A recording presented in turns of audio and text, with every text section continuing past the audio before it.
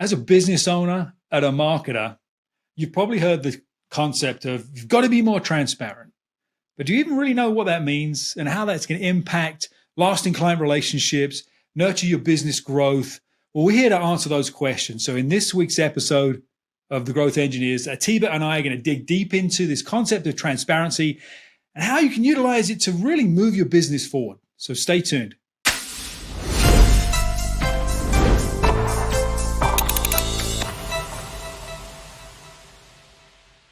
So Atiba, transparency, this term is thrown out in all different types of concepts within business and marketing. For today's episode of The Growth Engineers, set some context for us, if you would. What are we talking about? Frame up transparency so we can kind of dig into this thing. Yeah, it's such an interesting topic, right? And I was in a room about a year ago where Ryan Dice talked about transparency, and he freaked me out because he said in that room, we need to have transparency. And what that means is everybody in your company should have access to your P&L statement. That's profit and loss statement. Wow. And I said, you're insane. Yeah. Right? And his bigger point there, though, was one of understanding that there's so often when we hoard information or we don't tell the truth. You see, in both sides are anti-transparency. Okay? And what he's saying is we have to be willing to share. We have to be willing to give. We have to be willing to be open. But the big question is, where does it start? Yeah. Where does it start? So tell us, so where does it start? I mean, do I have to give everybody a copy of my business bank statements in my business and show them what my 401k, is that what we're talking about? Or where do I begin? Where it starts is with you. Okay. You, the one who's listening to us right now, it starts with you. You have to be transparent with yourself and honest with yourself. Look, Dean just brought up about the business bank statement, and I said the profit and loss, and some of you cringe because y'all don't even know what's going on in your business financially. You think you're in one place, but you don't quite know, or you know you're in a bad place, but you're acting like you're not. That's not transparency. You're not being honest with you. You're not being open with you. That's just on the financial side. What about the growth of your business? What about the where your business is good, where your business is bad? Listen, your business sucks at some stuff. If it doesn't, you're not in business, because we're all bad at things. We're all great at things too. That's why we're successful in business. And sometimes we like to not look at those things that we're bad at and really look in the mirror. But transparency in business, and why this is so important, because this is going to be Dean's next question. So I'm just going to beat him to the punch. Y'all with me on that? Why this is so important is because your customer today, we've talked about service, not selling. We've talked about the collaborative environment of selling. Your customer today wants that. They want openness. They want transparency. But it has to start with you being completely honest, open, and transparent with yourself about what's going on in your business. And it's hard. Let me just be honest with you. It's hard because so many of us lie to ourselves. We do. We lie to ourselves left and right. And I can tell you this and be totally honest with you, because I've lied to myself. And every time I've lied to myself, it was only a matter of time before that business or that company went under. And it went under for the exact thing I was lying to myself about. Yep. I don't know if you've ever read any of Richard Branson's books, the founder of Virgin, everything, right? He was really transparent with himself and the people around him early in his career, where he realized that his skill, his secret sauce was coming up with ideas and bringing amazing people together to execute.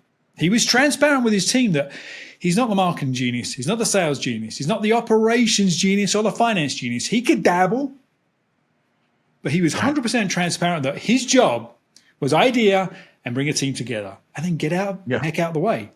So as you think about yourself as a business owner, we dabble in every area. It's kind of the business, kind of the job, but be transparent, be honest Yeah. with yourself. Yeah. And to Richard's point, after you're honest with yourself, you have to be honest with your team. Now, this is the first step of scary. Okay? This is the first step of scary because if it's done incorrectly, your team will undermine you. I'm just going to be honest with you about that. They will. Because, and I've seen this, I've seen business owners who show up and they're honest by self-deprecating. Well, I'm not good at this, and I suck at this, and I'm not. And then the team feels like, well, so why am I here? Why am I taking direction from you when you suck? Yeah. Right. Yeah. Okay. And it's not about that either, right? Transparency there with your team is, hey, listen, like I've got a guy on our team, Marco, right, who reports to me directly. And when Marco started to take over a piece of my role that I was absolutely sucking at.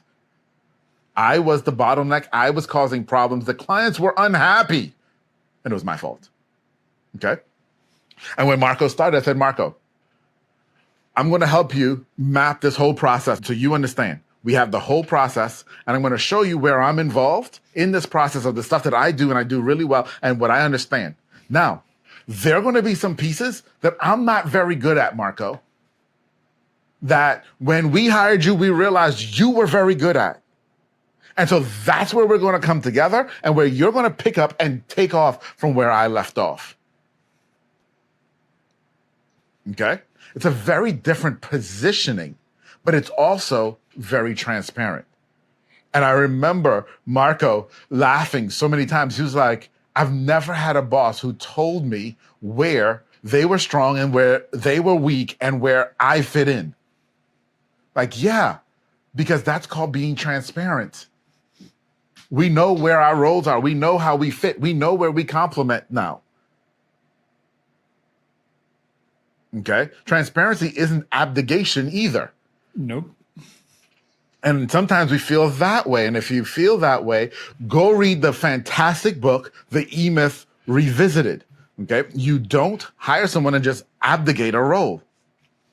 That's absolutely wrong. But you see, we have to be transparent with our teams. Transparency with our teams also looks like honesty. It looks like the reality of, hey, when I screw up, I tell the team that I screwed up. I made a mistake. This was my mistake. And here's how I'm going to fix it. Likewise, when they mess up, hey, we messed up in this place. This is how we're going to fix it. Right? Likewise, as a company, this is where we're good. This is where we're not so good. Mm-hmm. Right? Perfect example of that. I had someone come to me and she said, I know we're hiring. And so there's a part of my role that I don't really like and I don't feel I'm very good at. Can you hire someone else to do this role? Right? Or take this away from me. And I appreciated her transparency of how she was feeling. And my response to her was, we are hiring and we're hiring because we're growing. And because we're growing, we need more of these types of people. And right now, our dollars and energy are focused at hiring those types of people to fill those roles to service the new clients coming in. You're actually really good at this job. Understand that you don't care for this piece of it, but you're actually doing a really great job. And it's not that we don't want to help you, but we can't right now. Okay? Mm-hmm. Because all she's seeing is, well, you're hiring and spending money on people. Why can't I get help? Yeah, hand up. Hey, yeah. All right. Right? And so you have to reciprocate that transparency back in how you communicate to them in a level of respect, right? To show, okay, not that we don't care about you, but here's why. Here's what you think you're seeing, and here's what's really going on. That was the point as to why Ryan Dice said, hey, show your financials to everyone. Because people think there's tons of money coming in. Why can't I have more? Yep. And what they miss is all the stuff that gets paid in order for them to make the money that they do make, right? all the different things that have to be covered. And so the transparency is showing the picture, the full picture of what's going on. So people have that level of understanding. Now, why are we spending so much time talking about this? Okay. And so, sorry, Dean, I'm going to answer your next question too. This is the easiest hosting job Dean has ever had. I'm going to go take a nap. Y'all. I'll be back in 10 minutes. But this is a conversation I'm super, super passionate about, because the key here is, if you're going to be transparent with yourself and really be able to look at yourself in the mirror and be honest and truthful to yourself, then extend that to your team. Have your team extend that back to you. And you build this culture of openness and transparency. Then when you get to talking about your external communication with your clients, whether that is in marketing, whether that is in sales, whether that's in fulfillment, that transparency then conveys. Mm-hmm. You see, here's why I'm passionate about this, okay? I'm passionate about this because I didn't always understand it. And I used to think it was okay in my marketing to be transparent, to share stuff, to make it seem like we were this open book of transparency and sharing and so on and so forth. And then the client would fall in love with what they saw in the marketing. Then they would hire us. And then the team was slightly toxic. I was lying to myself about what was really going on. And then the client was like, this is not what I signed up for. Yep. And that's just bad all the way around. Yep. So you're hearing people talk about be transparent and understand it's got to start internally with you. Yeah. Yeah. And I think you've got to be clear about why, right? Why are we doing this? You know, just following the next latest, greatest business trend or leadership thing. Yeah. Okay. But I think the thing that you've sort of talked about, but not said directly, is this concept of internal and external transparency. One of the positive impacts is trust. Yes. It's trust. Because buyers tend to be skeptical, right? It's like, is the team really as good as he says? Is his team really as world-class as he exhibits in the marketplace? But with transparency comes trust, because you've been willing to say, this is where we're great and this is where we're not. Right? This is the fit and this isn't. And that piece, we're all trying to know, like, and trust, and all of the other. Transparency builds trust. Yes. And it's so important for success. Absolutely. Because you see, they have to know what to expect from you. There's another episode that we did when we're, again, talking about sales and talking about service in sales. And we brought up this term of being a trusted agent. You see, for me, when you talk about the purpose, my purpose is that for every one of our clients, we want to become their trusted agent. Now, please understand, where I sit, my clients are my employees. Their clients are the people that we serve. Yep. And so I want to become their trusted agent. I want them to know that I am 100% behind their development. As a matter of fact, just to give you a little bit of peek into our company culture, we have this whole thing about becoming world-class. When you start with us, we have our core values, and in one of our core values is about the pursuit of becoming world-class. And just about everybody hears that. They go through the initial training with it and they smile and say, oh, that sounds wonderful. And I know what they're all thinking. Yeah, right. Okay. Because what does it even mean? What does it even mean? And so I spend a lot of time with the team helping my managers understand what it means for them to be world-class, and creating environments for them to be world-class so that they can create those environments for their team as well. Why? Because it builds trust. Because they know I am 100% behind them becoming world-class. And when I do that, they turn around and do that for their clients, the business's clients as well. And then customer experience goes through the roof. right? Absolutely. Yeah, yeah. Here's a big compliment. We have customers now who like my staff better than they like me. But that's the point. It's totally the point. Yeah, we're not trying to replicate ourselves in our team. That's the limiter of growth, right? That's not the goal here. Yes. Yeah. Yes. So let's touch on something we sort of grazed over a little bit, but I think it's important for our audience to understand that it starts on the inside. It starts with you as the owner and you exhibiting that with your team and your team understanding it, and then it impacts the client. But how can we leverage this concept of transparency in our marketing, in our outward facing messaging? Yeah. Yeah. It's a great question. And part of the leveraging of transparency in your marketing is understanding that we listen, let's face it. We know our customers have problems. We know that they have pain points, right? We know that they're dealing with stuff. If they weren't, they wouldn't be contacting us. We wouldn't be in business, right? Yeah. And so in the transparency of your marketing is understanding that they have those pain points, speaking ethically to those pain points. Okay? I give you a perfect example. Here's a perfect example. We're doing some market research right now for another one of our clients who is in the medical weight loss industry. And there's another company whose name I'm not going to mention, and where they're not in the medical weight loss, but still in the medical prescription drug industry. Okay. Doing it all online. And so we're going through and we're actually ordering products from them to see how that process has worked and so on and so forth. And so get to their website, and their first thing was an assessment, and the assessment was $100. Okay. But what does the actual supplement cost?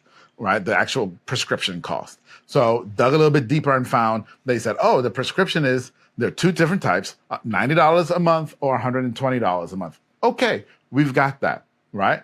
Now, as knowing their customer, that price point fits the pain point that the customer is having. Okay? So I know the pain that the customer is having and how much they're willing to pay. $90 to $120 a month fits. Beautiful. So we purchased the $100 thing, and then they say, we'll have someone give you a call to take the next step. The person calls. We have a conversation, and on the call, they tell us it's $230 to $280 a month for the same thing that was $90 a month on the website. Okay? That's not ethical. It's not ethical. It's not ethical to know that this is where I am and tell me you can help me here and then get me later and try to change the tune later. That's not being transparent. Yep. Okay? Put the right price there and let me make a true decision.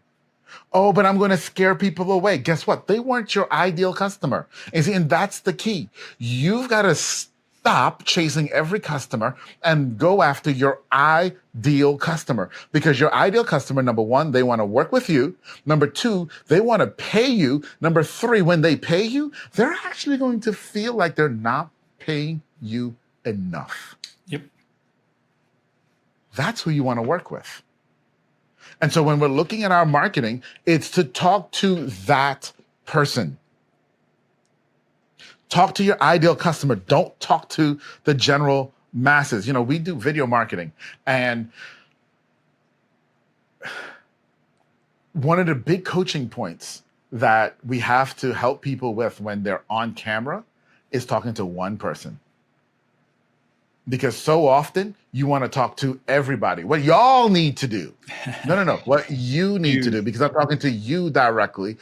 It's about you, my ideal listener to this podcast right now. You're the only one I'm talking to. You. And when I talk directly to you and you're my ideal customer, being transparent and ethical with you is very, very easy. Yep. And it's expected, and it's in alignment, right? One of the easiest ways we can do this in marketing messaging is, first of all, get super clear on who your ideal client is, boil it down to its essence, and say in your offer, if you are this, we can solve that. We understand the pain for that. Then if I'm not this, if I don't fit that, I tune out and move on. I'll go somewhere else. And I'm cool with that. But everything else after that falls into alignment. Yeah. It's a natural flow. Yeah. Yeah. So lots to think about when it comes to transparency, right? Internal, external, starts with you. So if people have questions about how to really put this into place in their business, obviously you've done this with your team, Atiba. Internally, you've done it externally with your messaging and your marketing. Where should they go to get some more information on this? Yeah. So couple of things there. One, on the internal side of being honest with yourself, one of the things I'll tell you is get a coach. Okay? Get a coach, because one of the things that a good business coach is going to do for you is they're going to hold up a mirror and force you to look at it. Okay? And that's going to force you to begin to be honest with yourself. Then look at your team, however big your team is, and create the core. Start there with the core team and start being honest and transparent with them and learn, because it is a learning process of how to do this communication. Okay? And then have that permeate throughout the rest of the team. Now, with your clients and externally, the thing that I'll tell you is you've got to dial in, and Dean said it so well, you've got to dial in your ideal customer, knowing exactly who that person is and talk directly to them. If you don't know how to do that, I got a cheat code for you, if that's okay.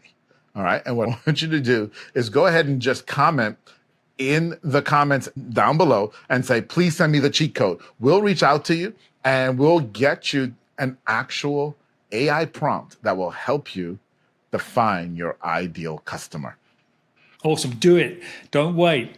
I'm going to be commenting in the comments below to get my cheat code. I want it. I want it. Awesome episode, Atiba. Lots of amazing stuff. The big thing I take away is it's okay to be uncomfortable, because this is an uncomfortable process, but through that discomfort is where growth comes from. So sort of step into it, baby steps, get your cheat code, and dial in next week for the next episode of The Growth Engineers. We look forward to seeing you then. Yes. Bye, everybody.